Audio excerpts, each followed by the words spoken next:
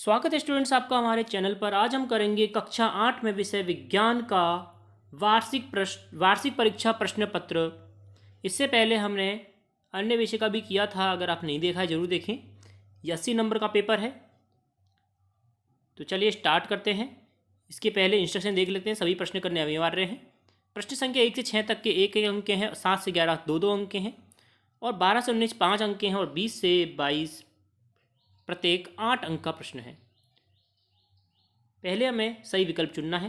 प्रश्न नंबर 1 देखिए, मिट्टी को पलटने उलटने एवं पोला करने की प्रक्रिया क्या कहलाती है? उत्तर हो जाएगा जुताई। जुताई करना कहलाती है। अगला देखिए, दूध को दही में परिवर्तन करने वाला सूक्ष्म जीव क्या कहलाता है? लैक्टोबैसिलस। तीसरा ऑप्शन हो जाएगा।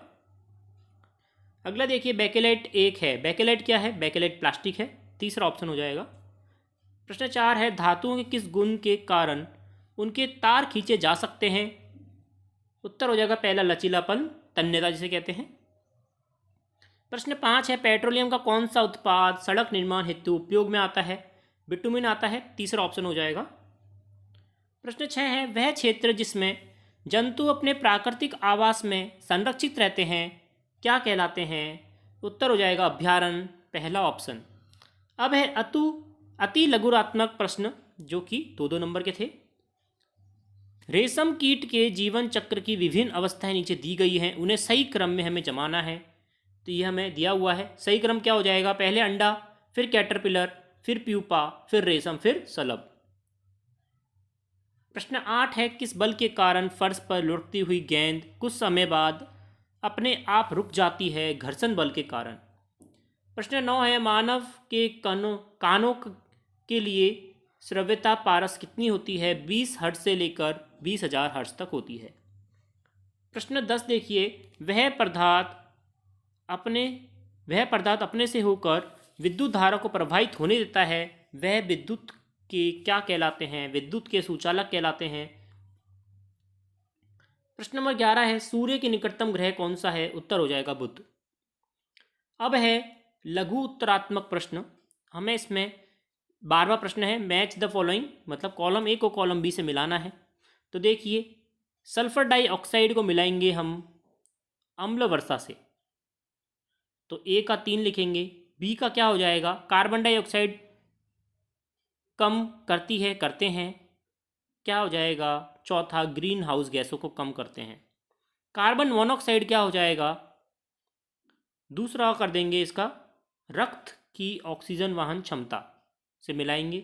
क्लोरोफ्लोरोकार्बन ओजोन परत को क्षति पहुंचाते हैं, इससे मिला देंगे। तो इस प्रकार से हमें ए को तीसरे से, बी को चौथे से, सी को दूसरे से, डी को पहले से मिलाना है। प्रश्न नंबर 13 देखिए, निम्नलिखित को हितैषी और हानिकारक सूक्ष्म जीवों में वर्गीकृत करना है। तो हमें कुछ यहाँ पे सूक्ष्म जीव दे रखे हैं, इनको हमें यहाँ पर छांट के लिखना है। तो देखिए, हितैषी कौन कौन से हो जाएंगे? ईस्ट हो जाएगा, लैक्टोबैसिलस और राइजोबियम। हानिकारक हो जाएंगे मलेरिया परजीवी, रोटी की फफूंद और बिसेलिए एंथ्रेसिस। अब हमें 14वें प्रश्न में रिक्त स्थान की पूर्ति करनी है। पहला देखिए, एक बहुलक में बहुत सी परस्पर जुड़ी हुई छोटी इकाइयों की श्रृंखला होती है, इस छोटी इकाई को क्या कहते हैं? उत्तर हो जाएगा एकलक कहते हैं। अगला है, संश्लेषित रेशों को कौन से रेशे कहा जाता है? मानव निर्मित रेशे कहा जाता है। तीसरा है, प्रथम पूर्ण रूप से संश्लेषित रेशा कौन सा था? क्या लिखेंगे? नाइलॉन था।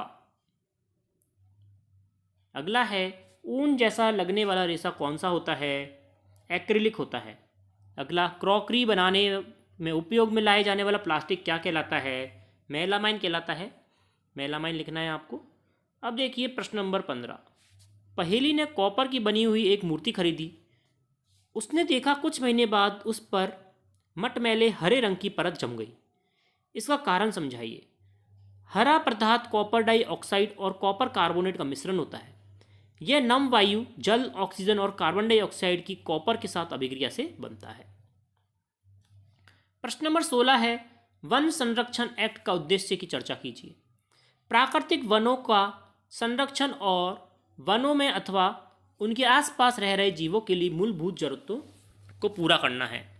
प्रश्न नंबर 17 देखिए, हमारे पास धातुओं की एक जैसी दो चादरें हैं। इनमें से एक को रेगमाल से तथा दूसरे को सामान्य कागज से रगड़ा गया।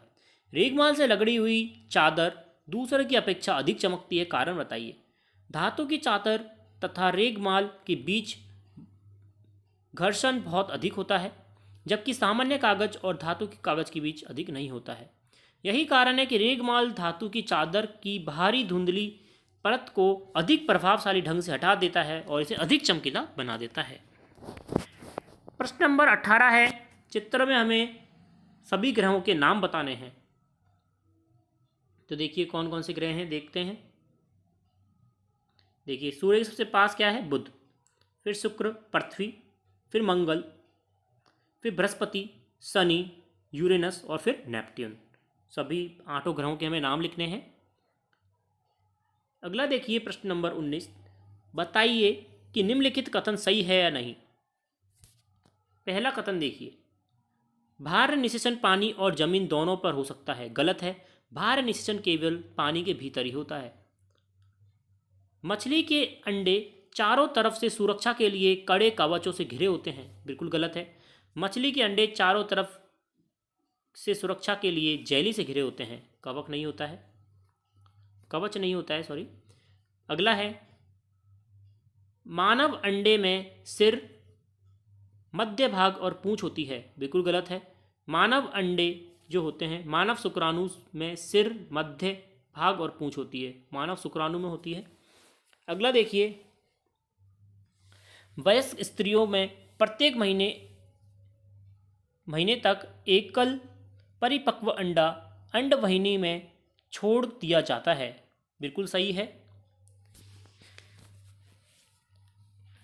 अगला प्रश्न देखिए 20वां, निम्नलिखित रोगों से किस प्रकार बचाव किया जा सकता है। हैजा, हैजा व्यक्तिगत स्वच्छ साफ सफाई रखकर और अच्छी स्वास्थ्यकर आदतों से इसे हम बचाव कर सकते हैं। टाइफाइड से कैसे बचेंगे, भली भांति पकाया गया भोजन खाकर, उबला पानी पीकर इस रोग से बच सकते हैं। हेपेटाइटिस ए से उबला पानी पीकर और इस रोग का टीका लगवाकर हम इस रोग से बच सकते हैं। अब देखिए चित्रों को ध्यानपूर्वक देखना है और निम्न प्रश्नों के उत्तर देने हैं। देखिए चित्र हैं, यहाँ पे 4 चित्र हैं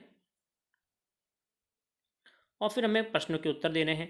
चित्र 9.4 में दी गई मानव परिवर्धन के दौरान बनने वाले ए से डी तक की अवस्थाओं को पहचान कर लिखना है।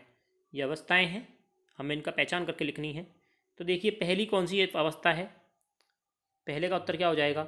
ए तो है भ्रूण का गर्भाशय में अंत स्थापित होना। बी निषेचन है। सी क्या है, युग्मज निर्माण और उसके परिवर्धित होने के बाद भ्रूण का बनना। डी है युग्मज में नर और मादा युग्मकों के केंद्रकों का संलयन। तो इसका सही क्रम क्या होगा। दूसरा प्रश्न क्या है, इन अवस्थाओं की परिवर्धन से सही क्रमों को व्यवस्थित करना है। सबसे पहले क्या होगा, सी, फिर आएगा बी, फिर डी, फिर ए। तीसरा प्रश्न देखिए, किसी एक अवस्था के दौरान होने वाली परिवर्धन की व्याख्या कीजिए। युग्मज बनने का हम वर्णन करते हैं। शुक्राणु और अंडे एक केंद्रक में विलीन होकर एकल केंद्रक बना देते हैं, जिसके फलस्वरूप निषेचित अंडा तथा युग्मज बन जाता है। हमने एक चरण की व्याख्या की है। आप अन्य चरण जितने भी हैं, 4 चरण हैं, उनमें से आप किसी की अन्य की व्याख्या भी कर सकते हैं। अगला देखिए प्रश्न नंबर 22, पेट्रोलियम के विभिन्न संगठकों के कुछ महत्वपूर्ण उपयोग लिखने हैं। तो द्रव अवस्था में पेट्रोलियम गैस, जिसे हम एलपीजी कहते हैं, घर और उद्योगों में ईंधन के रूप में किया जाता है। पेट्रोल मोटर वाहन और वायुयानों में ईंधन के रूप में। मिट्टी का तेल, जिसे केरोसिन कहते हैं, स्टोव लैंपों और जेट वायुयानों में ईंधन के रूप में। डीजल भारी मोटर वाहनों, विद्युत जनित्रों में ईंधन के रूप में। स्नेहक तेल स्नेहन के लिए। पैराफिन मोम, मरहमों, मोमबत्तियों और वैसलीन इत्यादि में। बिटुमिन पेंट और सड़क की सतह का निर्माण करने में। तो स्टूडेंट ये था हमारा पूरा कक्षा 8 विज्ञान का मॉडल पेपर। इसी प्रकार अन्य देखने के लिए जुड़ रही चैनल से लाइक करें, शेयर करें, सब्सक्राइब करें। धन्यवाद।